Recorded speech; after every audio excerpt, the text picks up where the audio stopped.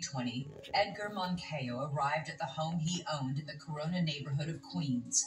The 71-year-old landlord told family members his tenant had missed several payments and had been causing problems on the property. Alex Garces, the 22-year-old renter, answers the door to find Moncayo standing there in his doorway.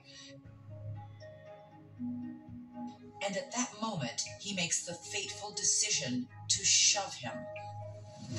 Backwards, tumbling down the stairs and hitting his head on the pavement. Garces and his friend briefly head inside before coming back out.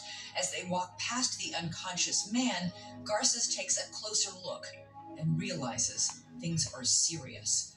Daniel Iredale is an attorney. Daniel, this is a really upsetting clip to watch. The landlord falls backwards down the steps, hits his head on the sidewalk, suffers serious injuries. You see the young men then walk out of the building, and then the young man who shoved him realizes that the landlord is very hurt.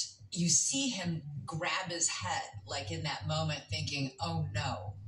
As an attorney, if you were defending him, would you be able to argue that he didn't mean to hurt him, and as soon as he realized he did, that he was deeply upset? That is the argument that has to be made in these cases. I think that the young man did speak in a compelling way at his sentencing proceeding. It's another example of how something can be on video and not be clear. The defense will say this was a young man who didn't contemplate what he was doing, didn't intend the shove to end in a fatal way, didn't intend for it to be that serious, and then was shocked and dismayed by the results. The prosecution might suggest that this was someone who didn't think or who purposefully did this and then acted in a cavalier way after. It's capable of both interpretations. It's just a very difficult situation, a real young person who very likely didn't intend this result, and then a tragic, devastating consequence for someone who's really in the golden years. Moncayo is taken to Elmhurst Hospital, but later died of a traumatic brain injury from the fall.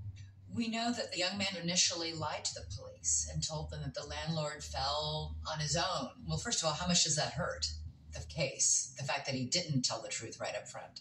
As a general matter, it does make it more difficult, more of an uphill battle for the defense. It would be a compelling argument to be able to say this young man immediately recognized what happened and came clean. Then again, I have to point out his age. He was 22, and we do have a lot of neuroscience research suggesting that the frontal lobe isn't really developed until 25. It's a knee-jerk reaction. I am sure that his age came into play when this case was negotiated. But of course,